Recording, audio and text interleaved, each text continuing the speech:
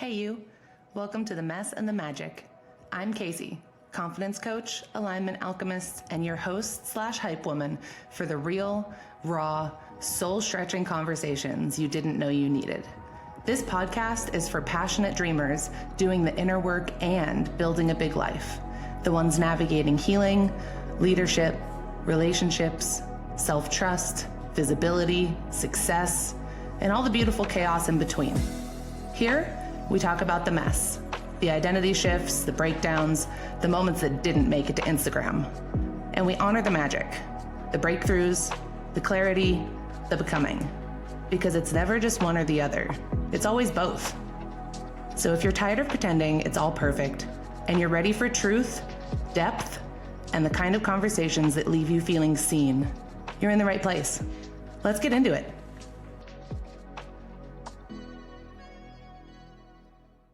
What's up, guys? Welcome to another episode of the Mess and the Magic podcast. Today, I'm joined by a woman who is the living embodiment of what it means to turn pain into purpose. Stephanie Hymas is not just a neurofeedback provider or massage therapist. She's a voice for the voiceless, a lighthouse for those lost in the fog of depression and trauma, and a warrior for women learning to believe that they're worthy. Her favorite word is freedom. And that's exactly what this episode's about. Liberating ourselves from old stories, survival mode, and shame, and stepping into the magic of knowing our worth and using our voice. This one's tender. It's real. It's for anyone who's ever wondered if they were the only one feeling broken. You're not. And today we're going there. Welcome to the Mess and the Magic, Stephanie. Thank you. Hi. Hi. Quite the introduction. Thank you for that. Well, you're quite the powerful person. I'm excited to talk today. I am so happy that you're here, and I'm so excited that you and I have gone deep many times. And I love how vulnerable you've always been.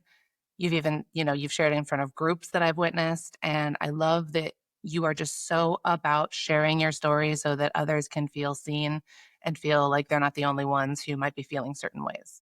Yep, that's always my goal. So yeah, hopefully we'll do that today too. Yeah. We will. So freedom's your favorite word. Yes. Freedom from what? Freedom in general. I usually don't pick a word. That's not something that I do when people have the New Year's resolutions. I don't do that. I don't pick this big goal and I don't pick words. But for whatever reason, freedom came to me this year. And I think it's just a culmination of the healing journey that I've been on. I mean, I've been trying to heal myself or figure out what's wrong pretty much my entire life. And then it's really just been the last 2 years that I've been doing some deep diving and really looking back and understanding like the why and the how and where other people were in their life and turning it around into trying to become a powerhouse and become that voice that we talked about, that you introduced. So freedom financially, freedom emotionally, freedom mentally, freedom from societal norms or systems that are put in place that you kind of look back at with maturity and you're like, how, why? So like freedom in all things, honestly. I'm always tethered and attached to something, whether it's people's opinions or life circumstances or environment, things like that. And so just not anymore. Just freedom in general from things that are tying me down or holding me back. Well, That's a on lot. that subject, I mean, like that's a really good place to start is, freedom. There's a sense of like at one point I was being held back in certain ways because now we're leaning towards wanting to be free of things that we may have felt oppressed by in our history. Freedom has come up for me in such a huge way when it came to core values. And it's always a word that I come back to. So I love, love, love that we have that in common. And I always try to really figure out what is the freedom that I want. And being really specific lately has been a little bit harder about exactly what I want my life to look like versus just the impact that I want to have. Yes. And I feel like it's because I've been turning that lens back on myself and trying to ask myself, like, what do I want? So I know that in your childhood, you went through a bunch of feeling a lot of different things in your emotions, in your home life, and all that stuff. So what age did you start to really even have a perception about who you are, what you want, what's going on in your brain? Such a loaded question. Give it to me one more time. What age did you really start to question yourself and question your thinking and start to learn that you were different? To learn that I was different. Things really hit me. It always goes back to the age of 13 when I moved from one town to another. And it's interesting because when we talk about trauma and we talk about neglect or abuse, it's always like we think it's this big major event in our lives. And for me, it really wasn't that, or it didn't seem so. Like looking back, I'm like, okay, there was a lot of trauma that happened before that point, but it never came to fruition or came out as trauma until moving. Like that was just a really weird catalyst.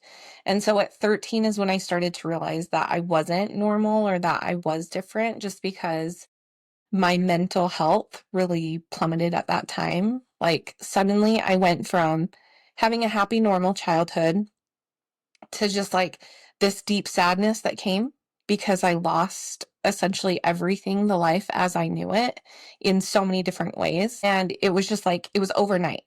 I didn't know who I was. I didn't know what to expect. I mean, I came from a large family, or I come from a large family. I'm the youngest of 7. Everybody knew our family. Like, we were in a small town. Everybody knew us. We'd been there for years and years. And everybody knew me by association with siblings. And now I'm like in this brand new place by myself, no siblings, just me and my parents.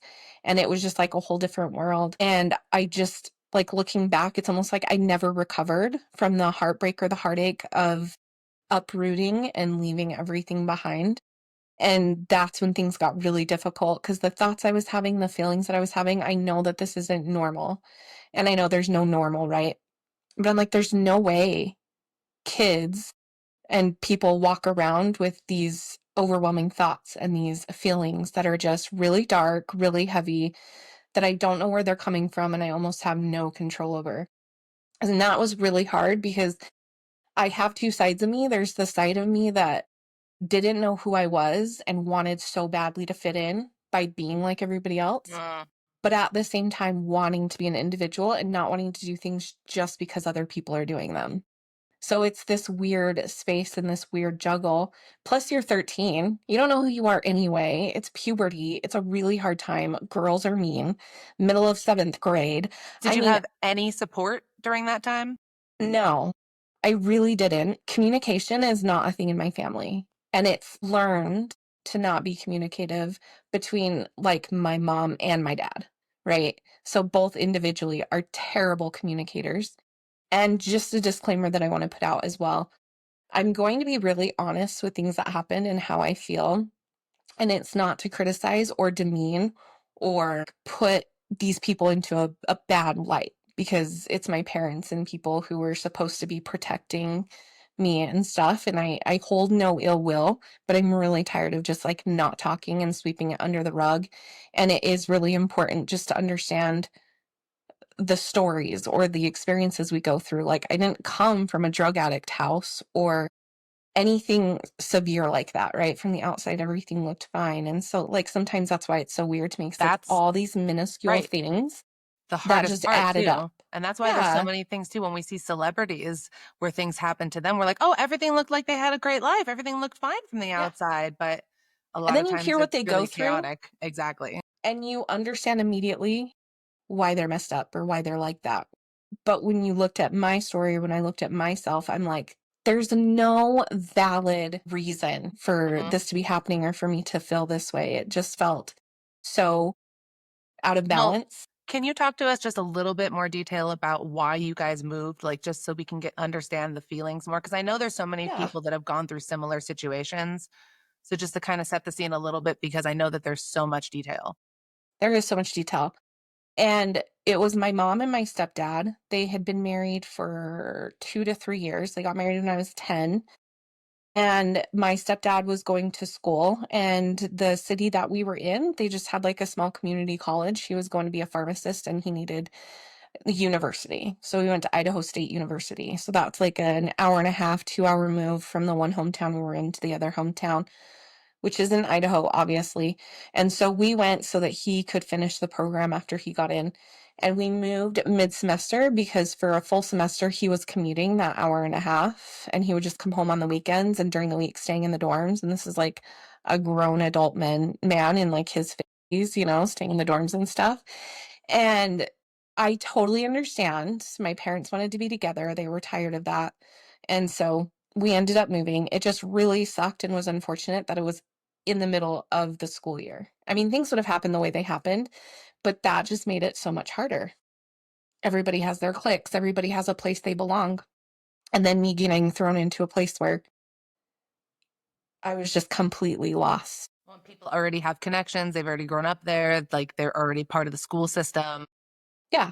And if people are already in their cliques and they already know people, it's so hard to What make grade your was way this? in.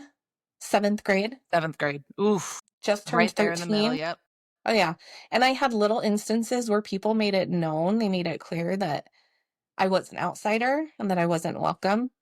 And I'm such a sensitive person and took things so personally that that didn't help. So other people could have gone through the same thing and they would have been like, eh. We moved when I was 13.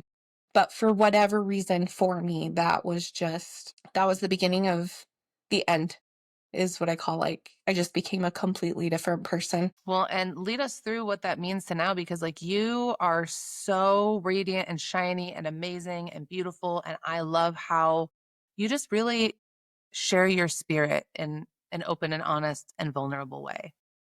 And I know how much pain and how much you've been through. So Yeah, what like led up to being able to be at this point now? man.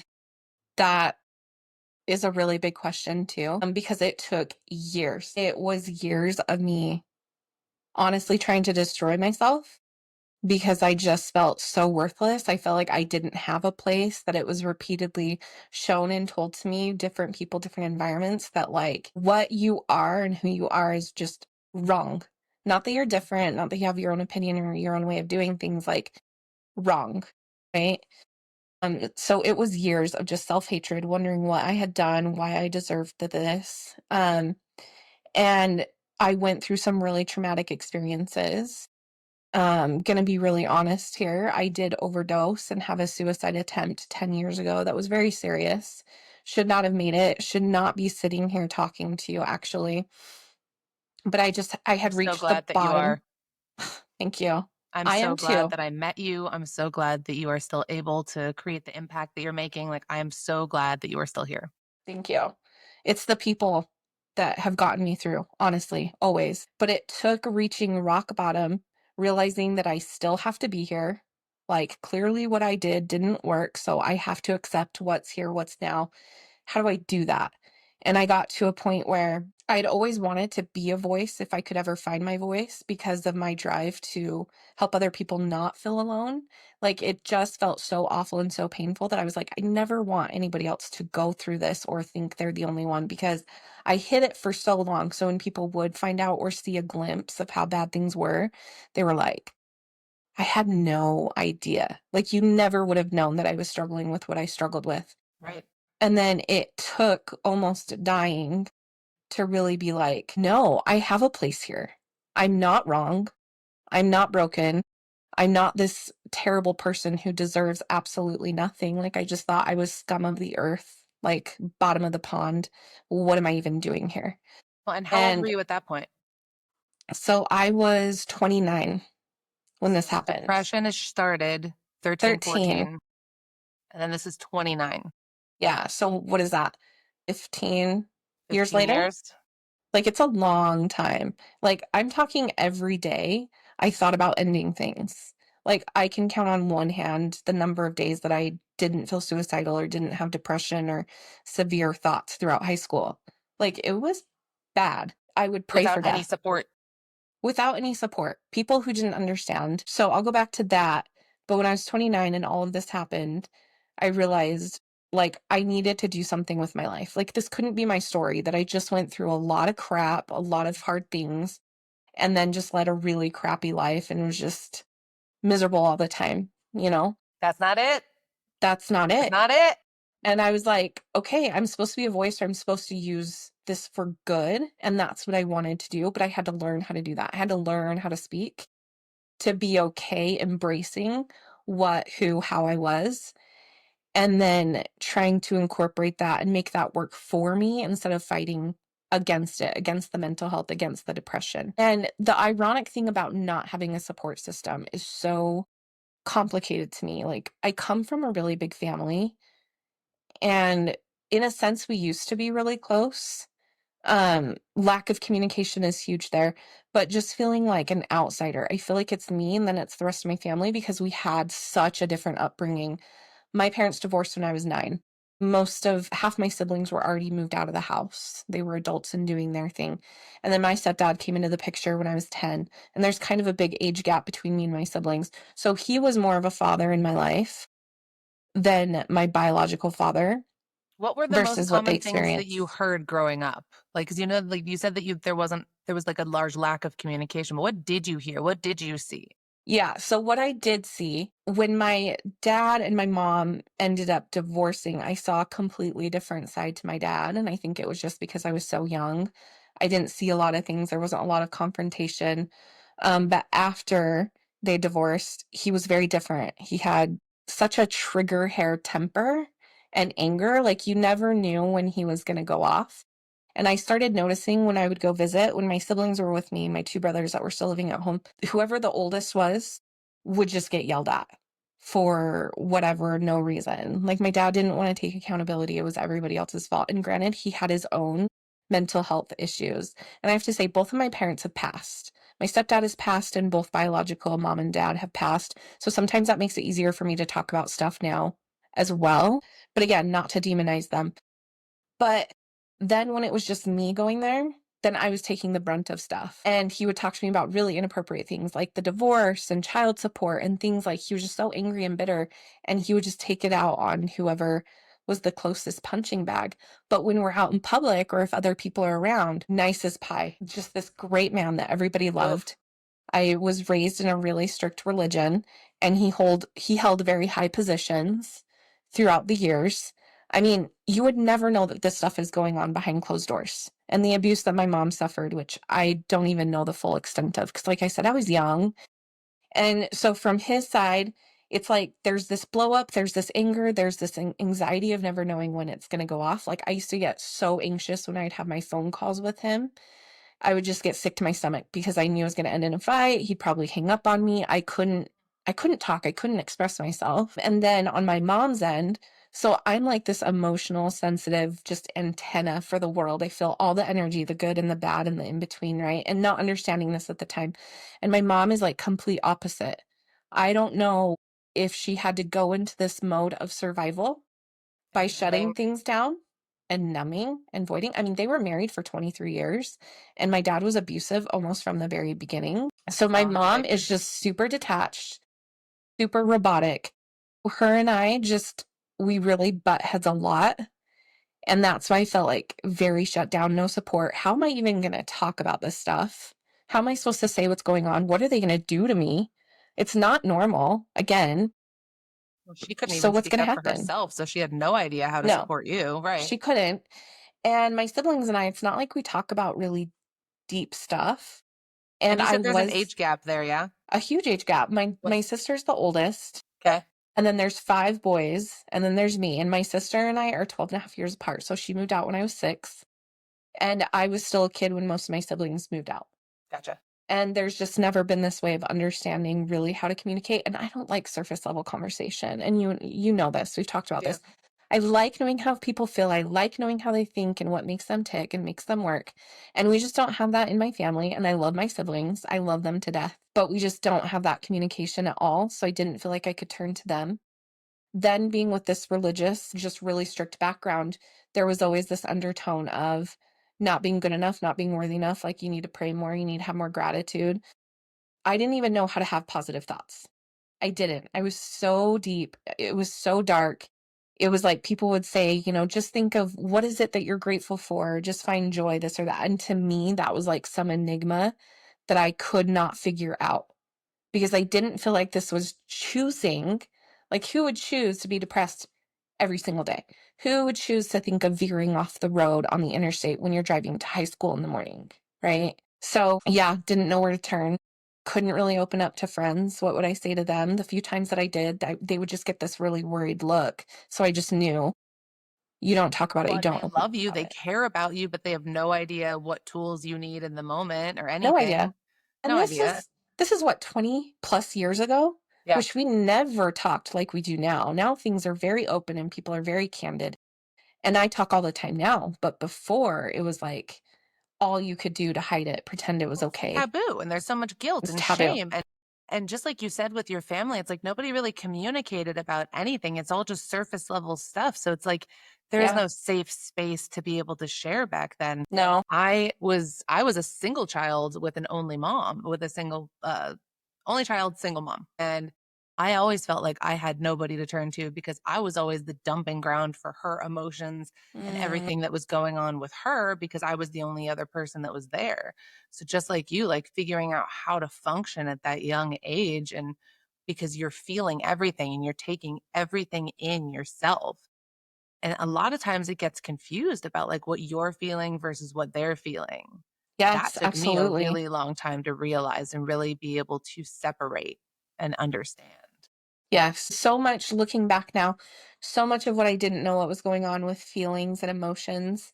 I didn't realize how sensitive I was in the sense of like I'm a major empath and I feel everything around me. And so a lot of what was going on, I think, was I had my own emotions and my own feelings, but I was really taking in the energy of everything and Everyone else. everyone around me and like just getting lost in that. And Did how do you moving out of verbalize that that? household help at all? Yes. Like graduating and moving out, big time, big time. Like, because like I said, my mom and I had so many issues. Mhm. And part of the problem too is I had a situation at a young age when I was about 11 or 12. And I came to her right after it happened. And she's like, well, I'll go talk to him. We'll have a conversation, see what happened. And she came back to me and said, well, he said that never happened. And just like swept it under the rug. We never talked about it again. She didn't believe me, which I don't know why you would make up something like that. And so I learned that at a young age that I couldn't talk to her, that it wasn't safe, that she wasn't going to believe me. And I think there were issues before that. Communication style with my mom and I. There was like, I was a difficult child, like looking back because I was so sensitive and I had a really bad temper. Well, you were And seeking emotional support and I not getting it. was. I was. And a So lot of it going into what too. the other emotions were that were going to try to get you any of the emotional attention makes Yes. so much sense. Like looking back, I'm like, a lot of the outbursts or the anger or something was just, it was really just not being seen and not being validated and just this imbalance of, I don't feel like it's us as a family. It was always my stepdad's needs put first and foremost in all different ways, and just feeling like my voice didn't matter. What I needed, what I wanted was not seen. It was not it didn't matter. And like even as a teenager, I would try to talk to my mom, and I remember very clearly conversations where I would even say, because like I said, I was difficult. I'm like, Mom, I'm not trying to sass you and I'm not trying to talk back to you. I'm just letting you know that this is how I feel. And her saying to me, I kid you not, I didn't ask how you felt. And if you say one more word about it, you're grounded. Like I was grounded all the time, even if I You're tried to just be trying to careful, be yourself. just be myself. And anytime I had a different opinion or if I liked different things, it was very much punishment, punishment, punishment. And I was a good kid. I was a good kid, despite whatever arguments my mom and I had and butting heads. Like, I didn't like getting into trouble. I didn't like pushing the Right. rules. I just Well, and at wanted to that be point, good. you don't even know what's going to set her off. No, I don't.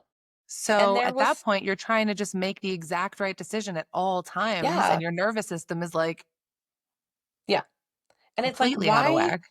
why can't I feel this way? Or why can't I do the little bit that I can to make myself. Do you know what I mean? It was like there was no opportunity for me to be my own person. And it was hard because I saw such a difference in how I was treated and raised versus my siblings. It would have been different if we all had been treated similarly or came from that Right. similar situation, but it was so very different for me versus them. And I saw that at a young age too. Just, yeah, it's just difficult. Okay, so walk us through moving out, going into college, and then how we got from there to what happened at 29. Okay, so that was a lot. So when I moved out, I pretty much just went off the deep end. I did all the things because I could do all the things because my mom wasn't there. What does that mean to you? I can't go into that. Can't go into Things, did that. the things. Yeah, I did the things. And because I was very much a kind of person that was like, you can't just tell me no or just to do something without like why. And like not to be disrespectful, but just what's the why behind it? Like, why are we doing these things just to do these things? And that just wasn't allowed growing up either, as you can imagine after what we talked about. And so after moving out, I went off the deep end, made some Were poor you still choices. involved with the religion at this point? Yes, I had gone in and out for a couple of years. At this point, I was obviously out, and I ended up got myself into a really tricky situation. I ended up getting pregnant out of marriage, and I gave that son up for adoption. It just was not a good situation.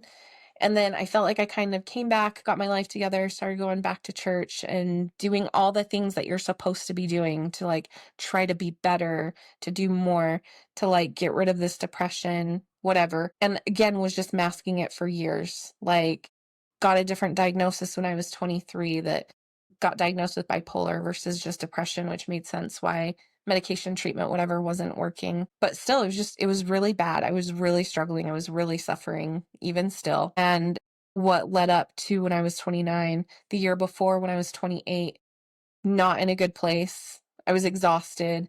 I had like taken this big step to be fully honest and transparent with my doctor.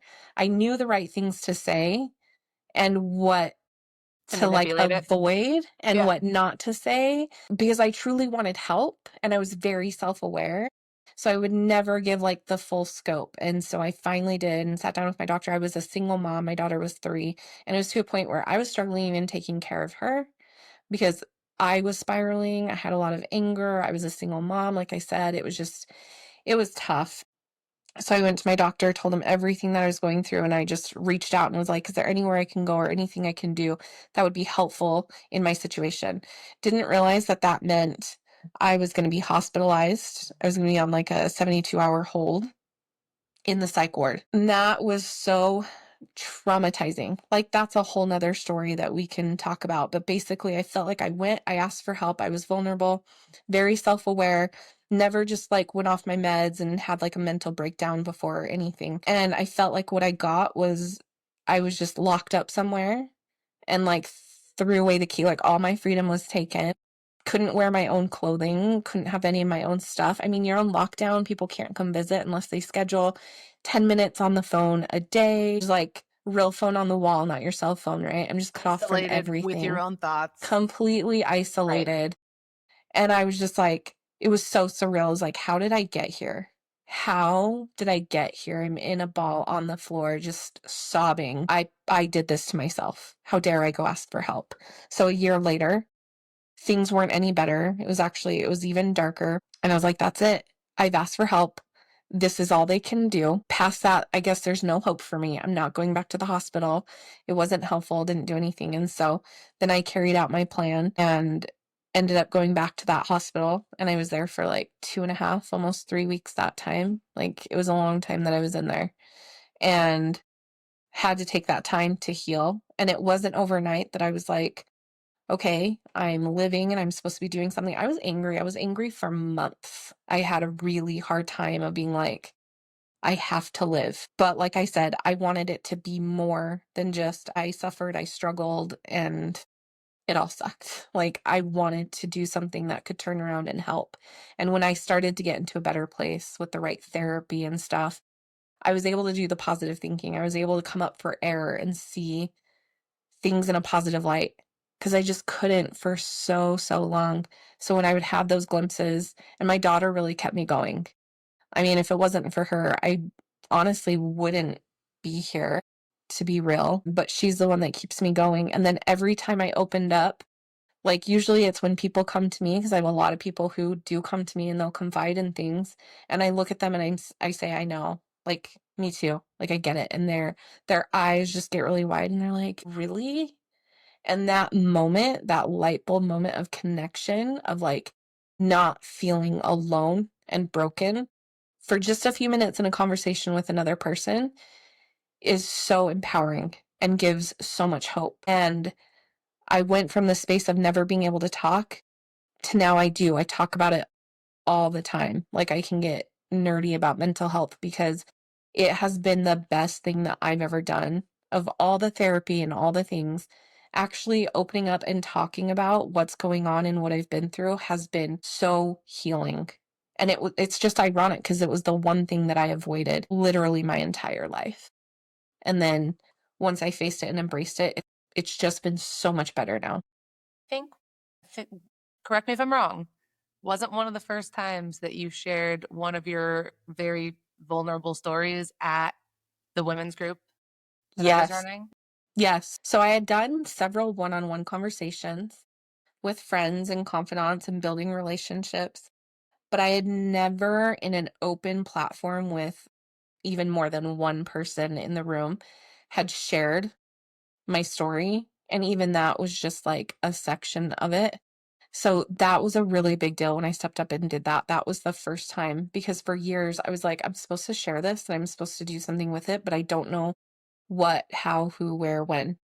So thank you for allowing that space. Again, that was huge for me and so validating of like, okay, I can do this. I can talk about it and I didn't die. Like everybody's fine. And yeah, it's a whole I'm journey. honestly just so happy that I get to be able to curate spaces that invite in the human beings that get to be able to be vulnerable and hold space for each other so that we can feel that, so that we Yes. can utilize our voices and our stories to gain traction and power and impact and really utilize everything that we've gone through to help everyone else. Yes.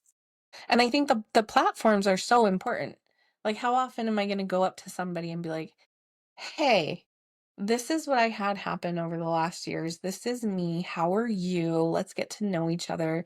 There's a time and a place and an appropriate time to talk about things. And there's a difference between sharing your story and encouraging other people and just word vomit and just unloading on people. So having that space is huge. Like I said, 15, 20 years ago, didn't have a space for that. And that's where you start hiding and stuffing and not letting people know.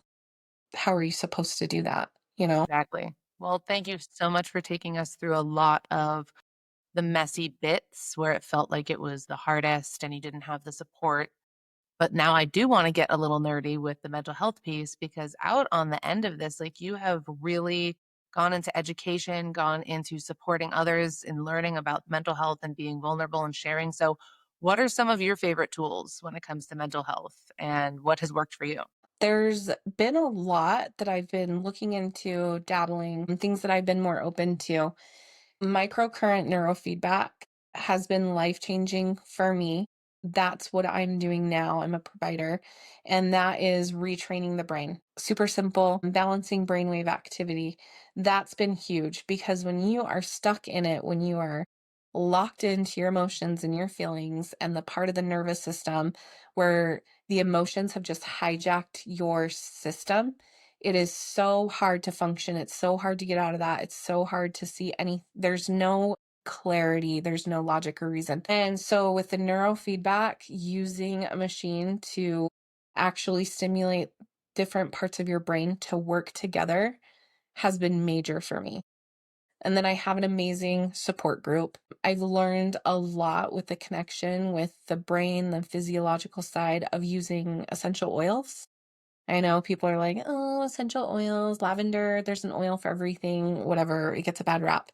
But it's true, the emotional connection and the way essential oils can shift your mentality, the way it reacts within your brain and your body, that has been huge as well.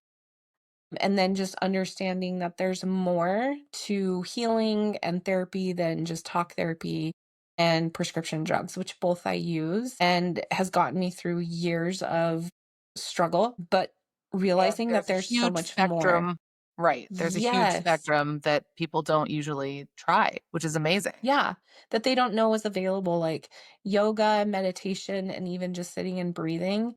is major, because a lot of times what we do is we like to void and we like to numb, and then we end up with bad habits, right? Poor behavior, addictions. It all comes back from trying to fill a void or trying to heal some kind of a trauma. So understanding how the energy in the body works has been huge too, because energy you can shift, energy you can change in a sense, whereas emotions and feelings are a lot harder to do so. It's a lot more concrete and you're trying to fight those voices. But when I've shifted and thought about it all as energy, even our thoughts are energy, that's been major for me too. And that's just been in the last few months this year. Like there's a lot more that I'm discovering. But yeah, and it comes back to connecting with people. Finding that connection and feeling like you are human and you are equal does so much. Well, and I mean, I love that about your story because I feel like you've really found strength in what you thought was weakness early on in life, or what other people told you was weakness or was wrong or was different early in life. Yeah. It's Would you funny say to that you're me. being able to like stand in a lot more of like who you are as an individual now? Yep. And that's where the freedom comes in. This year, freedom was my word, because it was like freedom to be myself and to speak and to say the things that I do kind of worry. Somebody who's watching this, who I grew up with, or family members, like what would they be thinking? Because I am taking such a different stance. And 10 years ago, if you would have told me that I would have been sitting here now and the things that I would have done and gone through, like what I do as a massage therapist with neurofeedback, with the mental health nonprofit that I'm a part of, there's just no way that I would have believed you. There's no way. I'd be like, I have no value to add. Who am I? Who am I to give an opinion that's not allowed, that's not validated, that's not appreciated, that's not seen? How in the world am I going to affect one person in a positive way? And to look back and see the things that I've done is amazing, and I'm so, so grateful that I was able to take control and stand up and be like, "No, this isn't okay, this doesn't feel good, and we deserve to feel good." Like, we're not just supposed to endure. Yeah, we don't just endure the crap. Like, no, I want to enjoy my life, and I want to be positive, and positive thinking now, yeah, so easy, whereas before it was like, never would have had a positive thought. Well, and here, like walk us through that because it is easy now, but you know how hard it was before. For somebody who's still really struggling to shift their emotions or shift their thoughts, like what's a practice that you could share? First of all, you have to be able to embrace or accept who you are. Sometimes that's really hard, especially with a diagnosis. Diagnosis, I feel like, are great because it's a guiding point. I don't use it as a label. It's more like so you can understand what's going on and what's going to be the best way to treat it or heal from it. So, number one is swallowing the humble pill and being like, okay, yep, I struggle with this. This is part of my personality. And then finding the good in it. Like, my deep thinking, my deep emotions, my appreciation, and the joy I find in life wouldn't be as deep if I didn't have the sensitivities that I do have. So, that first and foremost has been major, because then once you can accept it, then you can start loving yourself. Because if you can't love yourself, how are other people gonna love you? So just having that honesty, and then I'm able to seek out different treatment therapies, modalities, whatever. I'm able to seek out further healing, and then being open to other forms of healing, because when you're told all the time that it's talk therapy and it's medication and those are your only choices, that can make it very difficult, because it's like, well, then if that doesn't work, then what hope do I have? So then being to feeling the feelings and actually sitting in them and not trying to find a way to immediately get out of it and change it, numb, void, habits, whatever. And there's been so many different modalities. There's breathing techniques. So I've worked with breath coaches. I've learned how to meditate. That's hard, to just shut off the brain, right? Especially And when you're used to really having those intrusive thoughts or thought spirals, that really drag you into them. yeah, it's like, why do I want to sit and think? Why do I want to sit and be in that space? Like, why wouldn't I want to run away? It's so much easier, and it's so much more comfortable, Well, and right? you didn't always like meditation at all, No, at all. no, You hated it. I did. Yeah. So, how do you now just let the thoughts really just you see them, you're aware of them, but then they just drift by? How do you let them go? Lots of therapy with that too. And then something that really shifted in me, even just a few months ago, this whole concept of understanding energy, our bodies are made of energy, are biofilled, how we interact with the world around us, and the effects they have on our energy. Thinking of my body as an open vessel where the energy can flow and it's free to flow, so it doesn't have to get stuck or it doesn't have to get blocked. When I turn it and think about it as energy, I have been able to release that. I have been able to let it go. Again, it's taken years, and I apologize. It's so hard to sit and explain and describe No, this what is one amazing. thing or what the process was, because it has been so much and It there's is been a so many things lot. though. And Yes, it the is. more that you share, the more things, like somebody may never have heard of 3 to 5 of the things that we've mentioned today, right? And if they resonated with anything that you said about your childhood, about what you've gone through, about your life up till now, like there are people that are more apt to go look into alternate forms of therapy and healing because we're sharing. Yeah. It was the realization that, like, our body knows how to heal itself if we can Hmm. give it the right environment and pay attention. What is part of your environment? Being open and coming across other people who are in the holistic world. That's how I came to learn about the different techniques or modalities that are available, because it was stuff I never heard of growing up. Anything in the energy world was just, that's taboo and that's voodoo. That's like, you just don't touch that. And so I wasn't even open to that for a really long time. And then being open to it now and seeing how it does affect my energy and my mindset, and how the world of energy is actually amazing. And it's the space that we're supposed to heal. So having conversations and coming across people who are like, I do breathing techniques. Breathing techniques? Don't we just breathe? Don't we just breathe in and out, in and out? No, we don't, Not actually. unconsciously, yeah, exactly what we do, right? Up until now. And then now we get to learn a new way and how to actually Yeah, control it. I actually talked about this on the last podcast with Lisa, but yeah, our breath is such a powerful tool. It's ridiculous. it is. So And the simple. fact that we haven't been using it our whole lives. And I love, love, love that you said that, like your whole life, a lot of these things were taboo and not talked about or looked at as bad and wrong and sinful. And it's so interesting to me because it's all stuff like of our earth. It's like herbs that are looked down on, or Yes. breath, which is natural and comes from our body, or meditation. Like, why would you sit in? That's bad. Why would you do that? Why would you seek Yeah. clarity on anything? Don't ask questions. And now, yes, and now I'm like all for it, right? I'm all for the things. One thing that really opened my eyes was learning about essential oils and learning about the emotional attachment concept, whatever it is you want to call it. I mean, I am a fierce believer in God.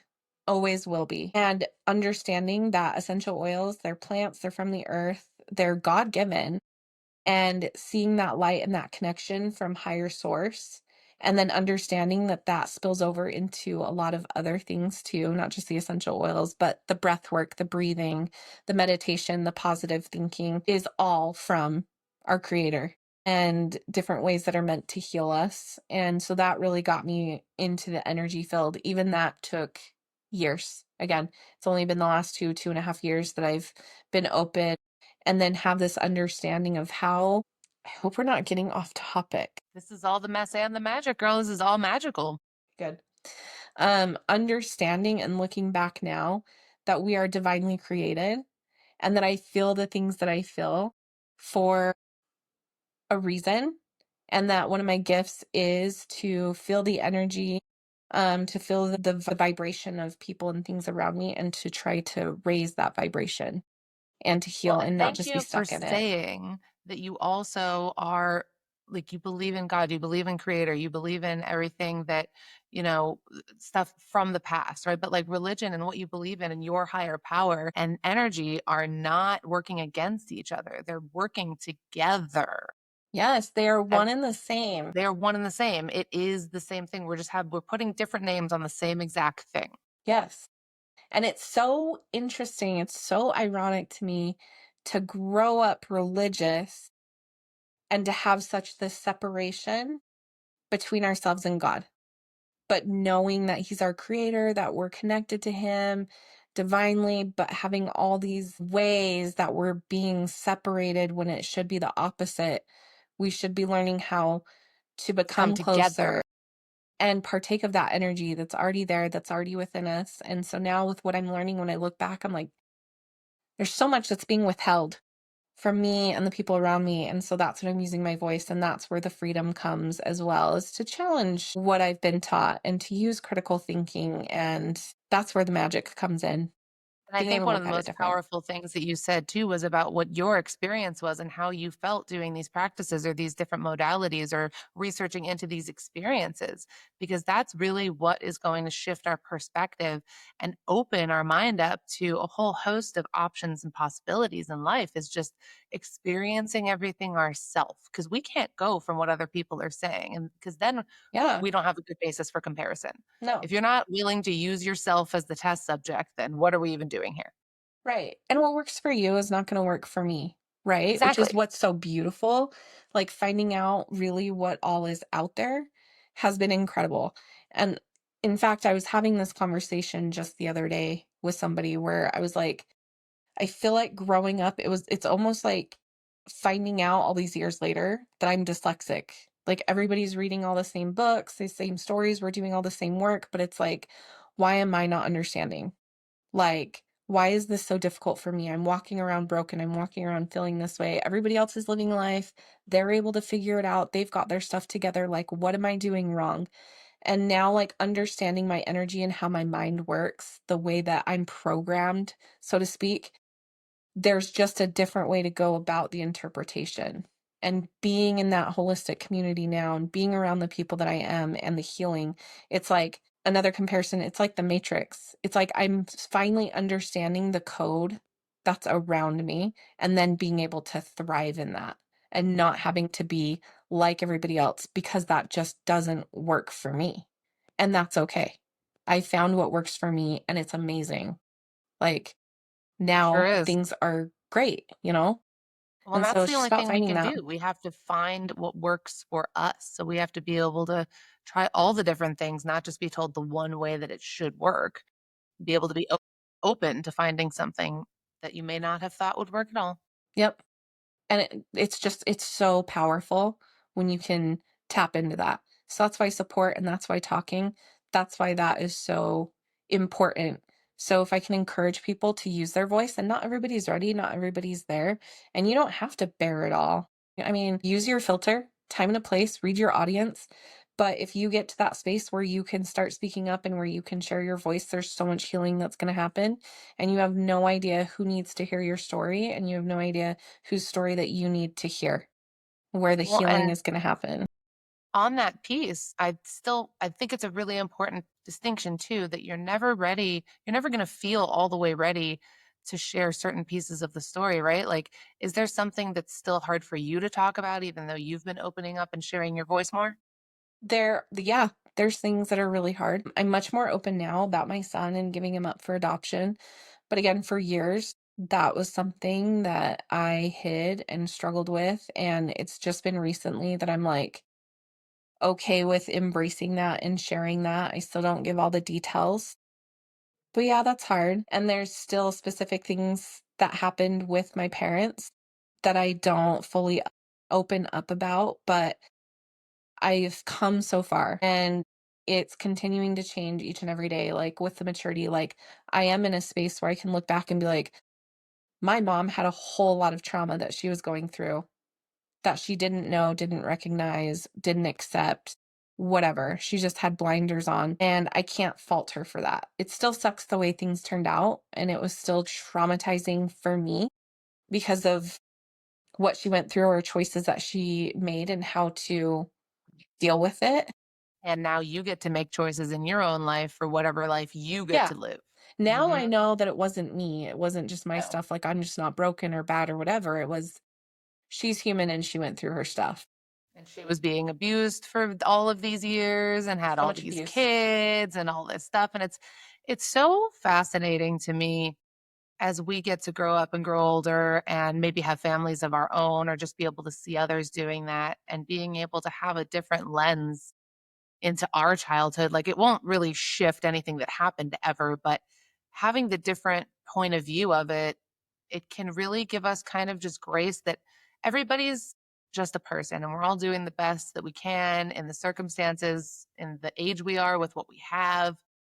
And we get to love ourselves and each other for just being humans Yeah, in that moment, and absolutely. getting to slow down enough to just really be kind of like on the outside of everything looking in. Mhm. And just like you said, yeah, it doesn't, there's still emotion there. There's still things that happen and all that, but it's everybody's just doing the best they can, right? Yep, So absolutely. what is since 29, right? Since everything shifted, since you started all of the journey of reflection and meditation and breath and coming back into your power and finding your voice and helping others in the mental health space with the neurocurrent feedback and everything too. What is one of the biggest magical seasons that you've been through? Biggest magical season, I think being able to turn around and helping my daughter. When it's interesting, all the stuff that I've been through, when I look back and I'm like, okay, if I went through all that, if that's going to help me turn around and make a difference in somebody else's life or help them, then I guess it was worth going through all that, right? And how old's your daughter now? True. After, like, once you have kids and you want to make things better for them, you want to provide a better life for them. It's interesting because my daughter and I have had such different upbringings, such just totally different life circumstances. And yet, a lot of the same stuff that she's going through is stuff that I experienced as a child. Her emotions and her feelings, like, Mhm. they are just so similar. And so being able to turn around and be a support to her with the stuff that she's going through, creating a space where she can come talk to me, and she thanks me all the time, like, thanks for letting me sit and talk with you, mom, and tell you how I feel, and not being angry, not shutting her down, which that took a long time too, because again, communication really, really hard. But I was very specific in creating that space for her. Because I'm like, I love it. she could very well go through those things genetically. What she has, like, she has genetics on her dad's side and on my side where she might have predisposition to struggles with depression or something. Doesn't mean she's going to, and I don't project that on her. But knowing that I have the space and the tools to turn around and help, or just help her feel supported, if nothing else in this life, she is going to know that I loved her and I supported her. So, like, that is the greatest thing. It's still hard. She still rolls her eyes. I'm trying to explain the whole energy thing to her, and she's like, "Mom, mom, whatever." The biggest thing that's helped Mom, her, though, is the neurofeedback and the essential oils. We do a lot of essential oils in our house. what's her So, favorite essential oil? probably any of the fruity ones, like wild orange, grapefruit, Bergamot. lemon. Yes, I Love love. bergamot.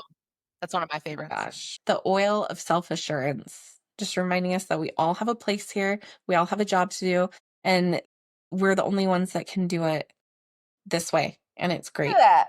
I know. I That's gonna be love the essential name of oils. our episode, bergamot. Bergamot. Be you.